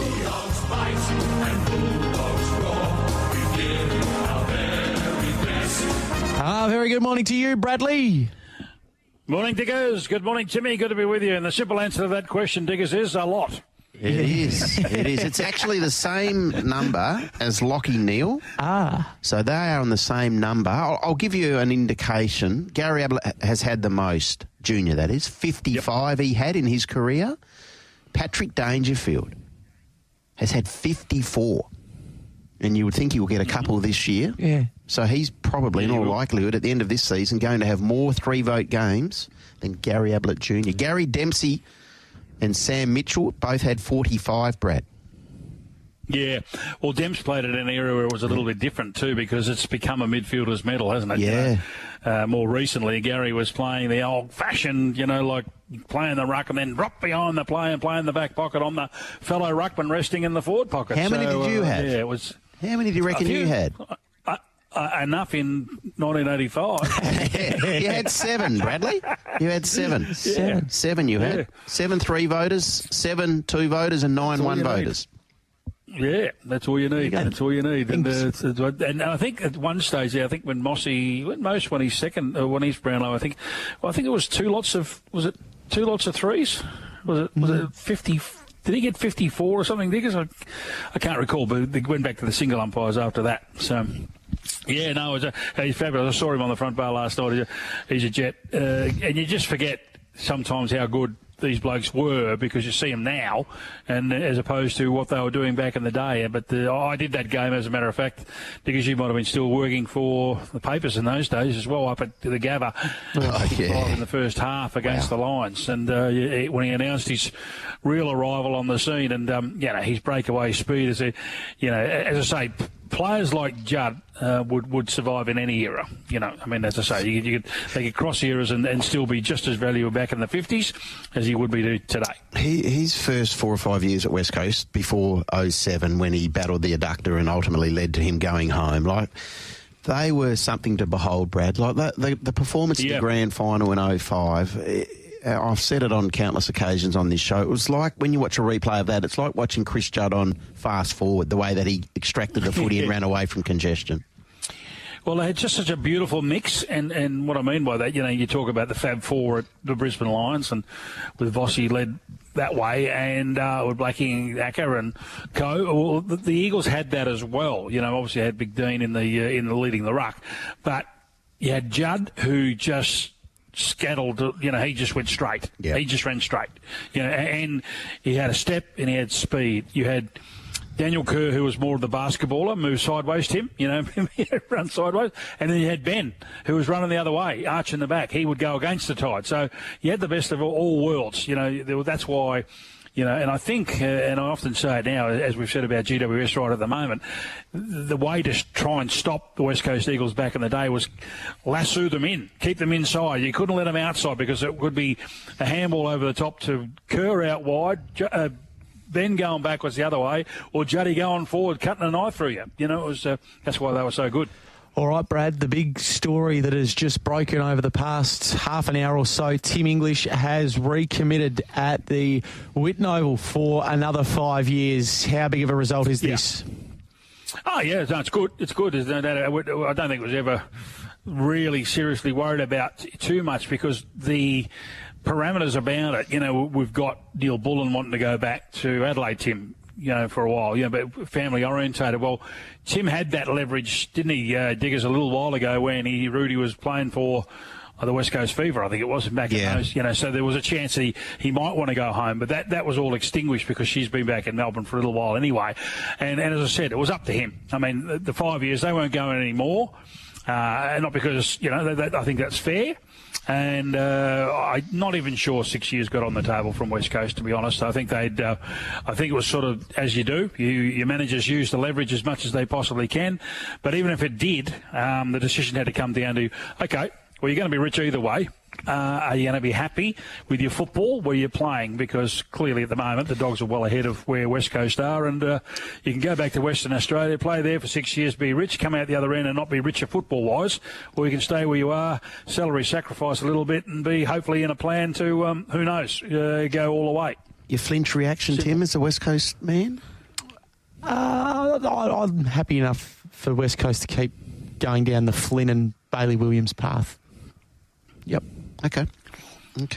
What else is bubbling? They need a ruckman. No, I think they need a ruckman. They need and now whether Flynn's Flynn hasn't had a crack at it. No, but in all due respect, don't think Matt Flynn's a long-term answer to West Coast's ruck deficiencies. I don't think. And Bailey's been underwhelming. He's had his moments this year, like he's undersized, but. Yeah, but he was sort of supposedly coming along behind Nick Natanui for 5 years. Well, that doesn't emanate. That hasn't materialised. So yeah, I think there are some out there that you've got to try and find one. I mean, have a look at Hawthorn with Meek. He's been fabulous. Yeah, so maybe West Coast would have been better off investing in him. A little bit. I just think all the way the coaching position at West Coast is now becoming even more, and it's only from my opinion. This is not everyone else's. Farcical. I mean, this is just a mess. It's just everyone's. Why is it a mess, Brad? Why is it a mess? West Coast are on the nose. Simple as that. Everybody in the industry knows it, and everybody's manager and everything saying, "Well, hang on, if you go here, it's all over the shop." And if you do go there, you might last 2 years. See, the other thing about being an assistant coach, Diggers, there's a lifeline there for 10 years. And all the good ones are saying, well, do I want to put myself on the line with a club which is just in a rabble at the moment, and I could last 18 months, 2 years, or do I stay where I am and, and survive for another 5 to 10 years? And I think the answer is pretty simple. I'd argue that, and we've spoken about it in this segment before, Brad, I'd argue with the moving on of the previous coach that a good chunk of the issues at the West Coast Eagles will get a chance to be addressed over the next 6 months before next season. This is what, well, we're going back over old ground. The non-removal of the coach last year has caused all this. Absolutely all of it. But he's gone now. And that's why... I know, but they didn't make... But that was too long. They hung on to him for how many games? Tickets? I can't remember now. But it was way too many. You know, this year, it shouldn't have happened. It should have been gone last year. And everybody's really, really worried. I mean, and I'm sure, I think Don Pike, I don't know whether he's trying to micromanage or what he's trying to do. But, yeah, quite clearly, there are people out in the industry, and Diggers, you've got plenty in the industry as well. They'll tell you, their managers and all sorts of things will say, no, not going there. Not going near the place. So do you think Schofield gets the job now? Probably because I'm still thinking if they are genuine, West Coast probably need to open it up and see who actually puts their oar in the water. Because at the moment, I don't think there's too many. They made it blue, not offering Dean Cox the gig. You know, nothing was ever tabled to Dean Cox. So he got in first because everybody sensed there's something's not right here. And the bottom line is they've got it now. Perhaps, as you said, Diggers, all along, they had time to open up the marketplace just to see who came out. And nobody at this stage, because everybody's saying, why isn't he going there? They all their managers talk, and that's when they get down to who's going to apply. No one's going to apply. That's the problem. So sometimes position is 9/10 of the law, and that's where Scully's he's got his head in front now because he's doing it now. I think it's really finely balanced at the moment because we all concur what we've said this morning, Brad. Tim and I, prior to speaking to you this morning, that Jared Schofield is now seat 1A. And you can understand why, given there are those that aren't putting their hat in the ring. But if Carlton somehow find a way to get over the top of West Coast, that will do immense damage to Jared's prospects just because they are expected to win at home. And that's how fickle this coaching position is from Jared's perspective. Yeah. Well, as I said, you need good media, and obviously the West are clearly behind him. I don't read the stories. Only occasionally I might go onto the website just to see what the headlines are, and the headlines don't always marry the story. I get that, but I don't go and behind the paywall too because I can't be bothered. But the bottom line is you rely on your own informants to tell you what's going on. Don't get seduced. Not you guys. Don't get seduced by a couple of sugar hits. I mean, when you look at the results of West Coast this year, they've won the 5 games, including last weekend, and the numbers tell you really, in an ideal world, North Melbourne probably should have won that game, but they did it. They got the job done. They've beaten teams other than the Derby when at the start of the year, when that was maximised their enthusiasm that particular day. They've beaten 12th, 13th, 17th, and 18th. So don't think that everything's going to be a magic wand's going to come over the place. They don't have the list. I mean, McGovern's, a year or two away from being, probably over the top. He's still going well at the moment. Barras, as we know, probably wants out the joint, and I haven't heard him come out and knock anything on the head. Cripps is probably done, should be done. Darling should be done. It's not a better roses here for the incoming coach. So, as I say, a lot of the time, Sam Mitchell might defy the odds. And I think he will defy the odds because he's only been there a short time. Sometimes the ones that do the regeneration or the rebuild or the reset, we'll call it what you like, don't make it. Don't survive, and that's why I think people are worried about copping the poison chalice, which is the West Coast Eagles coaching job. Isn't it funny? 6 weeks ago, when Adam Simpson was removed, we were sitting here saying they won't win a game, and now we're sitting here saying, well, they should be winning a 3rd game under Jared Schofield's watch.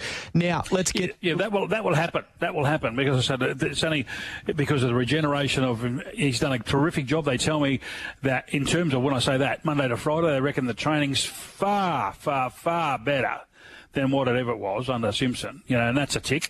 So that's good and he's driven that. So good on him, and and that's why he's thrown himself into it. Just shows you what the other bloke wasn't doing. You know what I mean?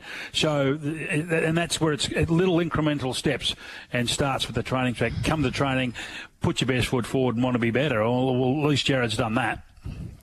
Now let's get stuck into Friday night footy. Essendon and Sydney at Marvel Stadium. Boy, oh boy, the Bombers, they would be wanting to bounce back and keep alive their slim hopes of playing in September. Yeah, I look, I can't see it, but, as I say, Sydney, the only way Sydney loses is if they don't turn up.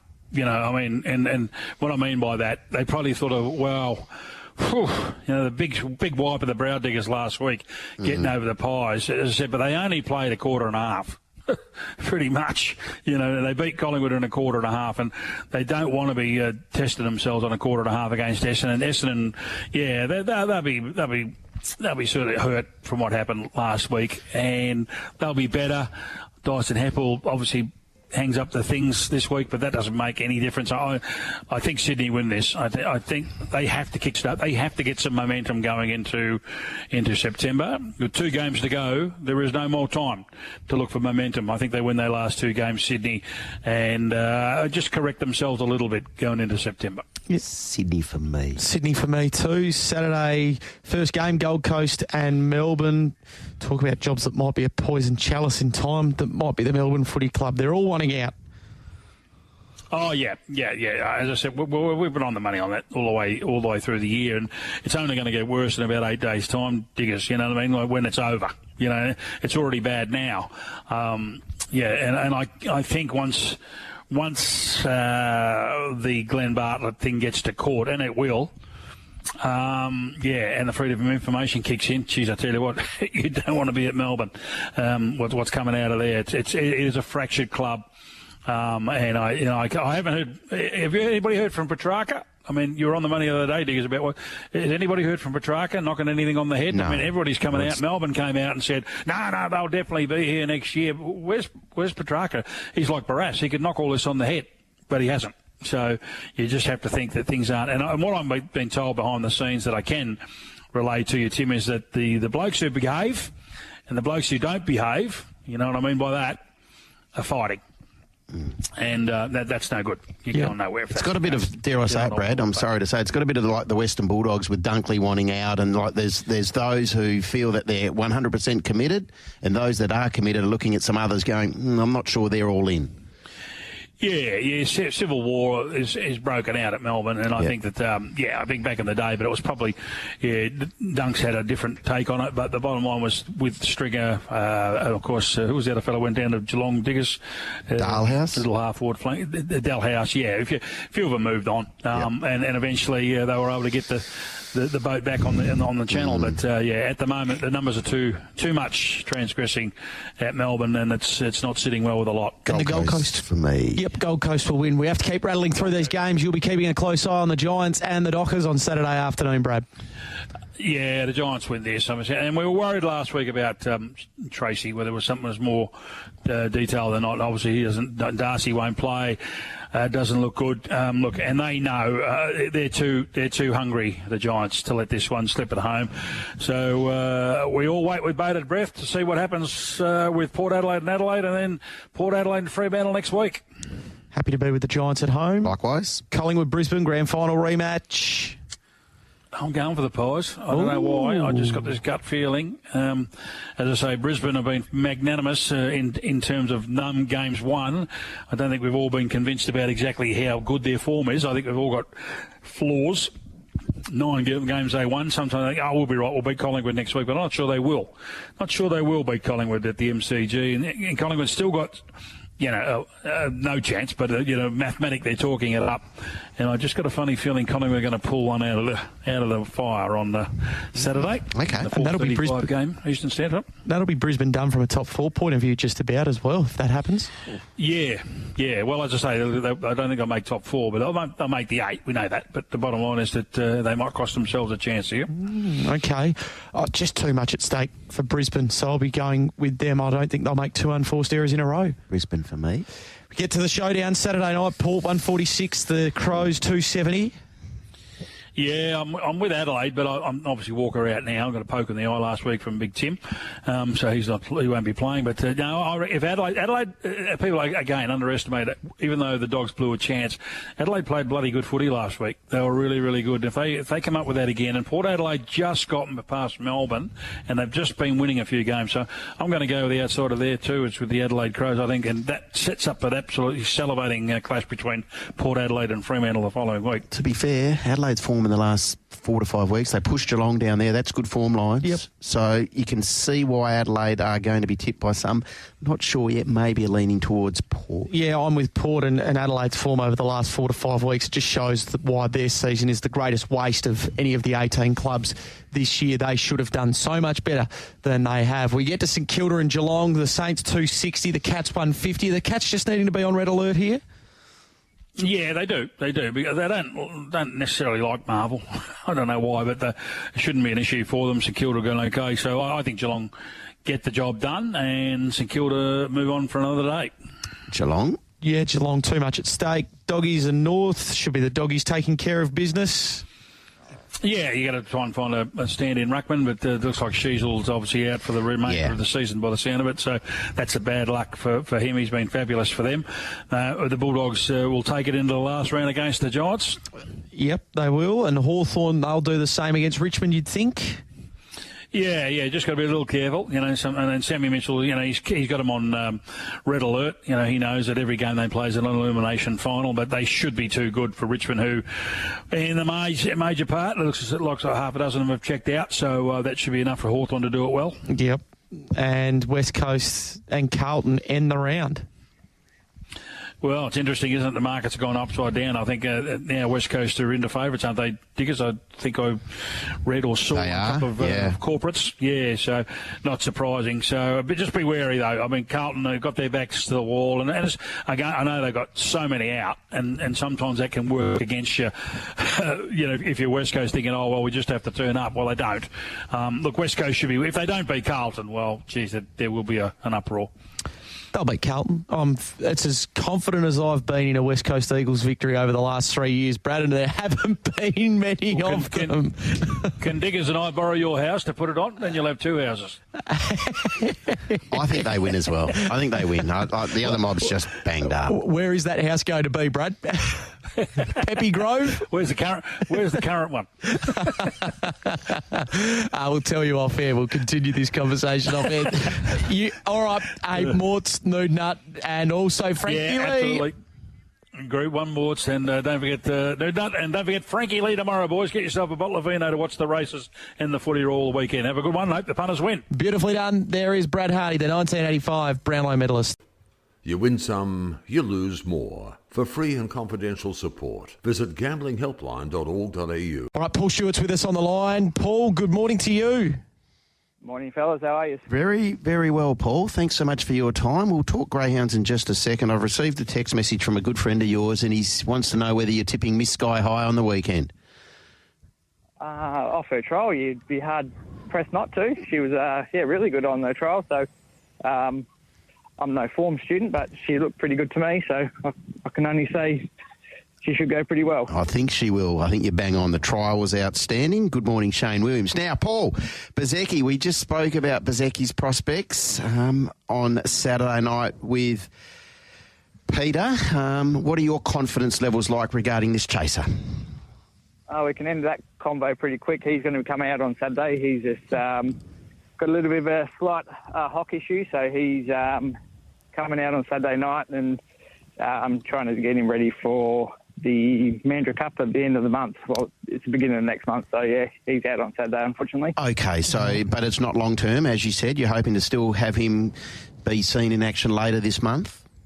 Oh, 100%, yeah. It's more of just a precaution. He's just a little bit of tenderness in there. Nothing major, but it's just something we sort of don't really want to risk putting him around for a subpar performance sort of thing and try and catch up if something got worse. So, we'll try and knock it on the head now and aim up for the good race next month. All right, well, let's get your night underway then, the first of the heats with Bagnaya. Now, this is a really open race. Can he keep his winning form going? I hope so. He's got the confidence now from up at Northern. He's had a few weeks off since then, and He's just a hard dog to catch. You can put them winning streaks together and then all of a sudden he goes missing depending on what day it is. So, he's trialling well. He's been racing really good up at Northern. He sort of hasn't really taken that form to Mandurah yet. He's got a decent draw on Saturday, so hopefully just being fresh at that track, coming back from Northern, we might see him put his best foot forward, but he's more than capable and he's got the ability. It's just, yeah. Okay. Really. Yeah, fair enough. Paul, what about Arbolino in race 6, the third of these heats, box 5, which hasn't been a bogey for him? No, he's a funny sort of a dog. He hasn't really got much early pace and he sort of just lobs sort of towards the back end of the field and then charges home. He's got a really good last section on him and, from sort of box 5, he'll be at the back and trying to get to the fence, but that's actually a pretty red-hot race, so I think for him, he's probably the small runner for a place, I'd say. Okay, clearly he's progressive. Is he capable, in your heart of hearts, of standing this opposition a start on Saturday and gunning them down, or would that be a little bit fanciful?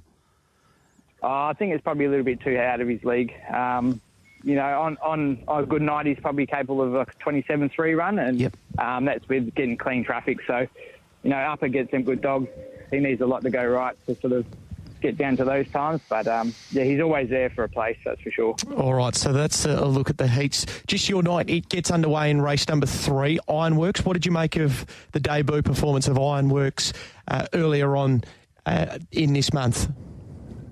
He was really good. He qualified well, and then he drew box 1 in his maiden, and which I thought would be unsuitable for him. He's sort of a slow early, likes a bit of room to move. He's very clumsy sort of an animal, but so I actually thought he was a big risk from the red, but he proved me wrong. He jumped well enough. He got midfield, and then once he got clean room down the back, he sort of took off and ran a really good time in 27-3.